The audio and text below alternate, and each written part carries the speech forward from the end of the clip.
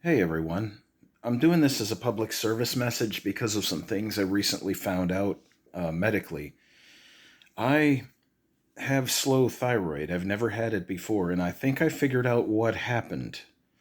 I started doing research on iodine supplements, and I found out I may have been messing myself up with normal supplements. Let me explain. If you take iodine, if somebody recommends that you take iodine to supplement your thyroid, here's something you really need to know. Most of those supplements are potassium iodide based. Now, if you have a slow thyroid, potassium iodide is the last thing you want to take. The last thing that you want to take for your thyroid, because when potassium is bound to iodine, it becomes a stable atom. And what that does, when your thyroid absorbs this, well, first, the only reason you should be taking potassium iodide when you're an otherwise healthy person is in the event of a radiological disaster, because the thyroid readily absorbs it and will lock it in there, and it'll stay there for quite a while. But what it does, because it's bound to potassium, your thyroid cannot use it for hormone synthesis. Thyroid thinks it's full. So, it just, it's not going to pull in radioactive iodine because it has 100% of what it needs or what it thinks it needs.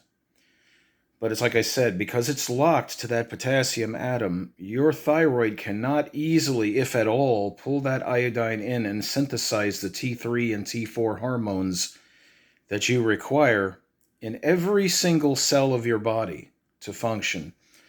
It's only meant as a stopgap to keep you from getting thyroid cancer by locking out the radioactive iodine that you would normally absorb in a radiological disaster. And the other thing they don't tell you, all that fear mongering during Fukushima, that is only good for about 24-hour span. That's basically, you take that, you get the hell away from whatever it is that's causing the sources of radiation and radioactive iodine. That's all that is. That's why they stuck that around nuclear sites and things like that, nuclear power plants and stuff like that. It's like, take this and run like hell. That's what it's for.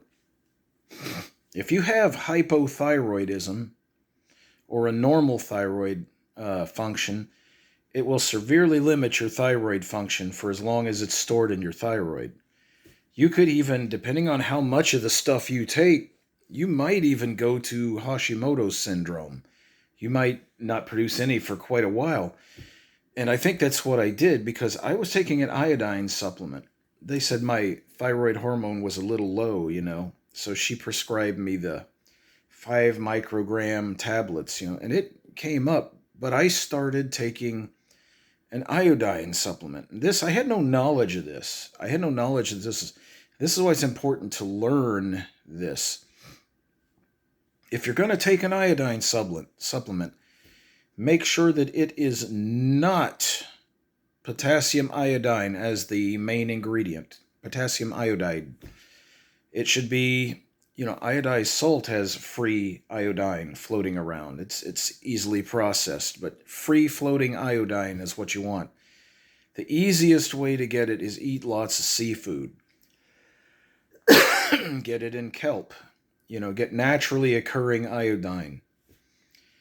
Now, in hyperthyroidism, you want it slowed down. So potassium iodide is good for that. They administer it in those cases, and also when you're doing thyroid surgery or thyroid removal, you take potassium iodide. It will shrink it down, and it really, really limits vascular flow in the thyroid, and it makes it easy to surgically alter the thyroid without much bleeding. But in no case, if you have a slow thyroid, in no case, unless a bomb goes off or a power plant starts leaking radiation, in no case should you take potassium iodide if you have a slow thyroid. It will make your slow thyroid slower. and the amount of T4 and T3 in your body will drop. Sometimes, depending on how much you take, it may even stop. So yeah, and I mean, I kind of suspected that was what was going on, but I just finished the research on it, and that seems to be the case. Now, depending on the amounts of potassium iodide you take and the number of days, it will be eventually excreted out of the system in about 3 to 4 days. Like if you take a pill today, 3 or 4 days from now, it'll leave your system. But what that means is if you're taking that as a supplement every day, it's going to get up to pretty high levels in there. And it's literally going to choke off the thyroid hormone production that you may or may not have. So you got to be careful with that stuff. But that's why I'm putting this message out there. If you're doing something for thyroid health, if you have a fast thyroid, potassium iodide is okay. Just talk to your doctor about levels that you want to take. If you have a slow thyroid, very low hormone levels, do not take potassium iodide. I just threw that stuff in the trash. I haven't been taking it since I've been taking the thyroid hormone that my doctor gave me. Once I figured out what was going on, I pretty much stopped, but I had no reason to really heavily supplement with it because taking the hormone, I was taking levothyroxine, or no, liothyronine was the one. It's T3 only. And I had no reason to really do anything. I don't have goiter, you know. That's the other thing. It's deceptive, you know. Potassium iodide, it can reduce goiter, but you're not getting any hormone production out of it. And your body's sitting there, we need hormone, we need hormone, we need T3.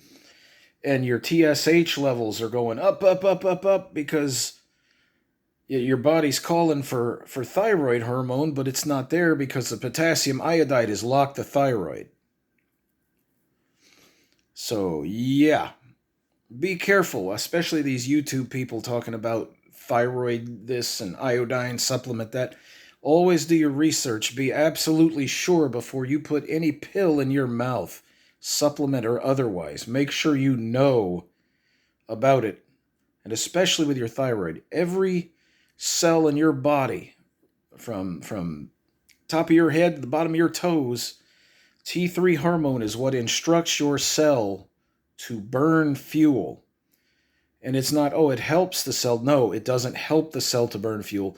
T3 is the instruction to burn fuel. It is the primary, it's like lighting the fuse to the energy production cannon.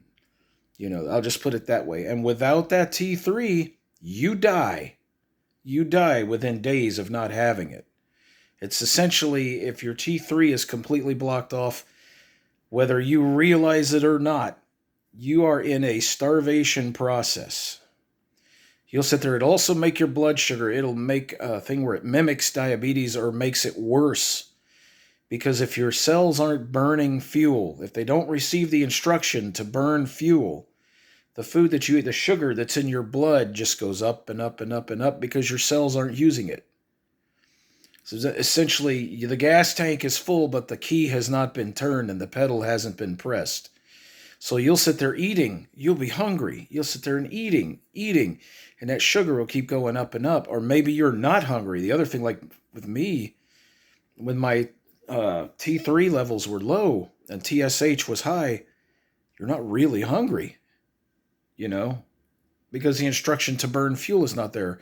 It can exhibit that way or can exhibit the other way. You are hungry and there's lots of sugar in your blood, but your body's not taking it in for fuel.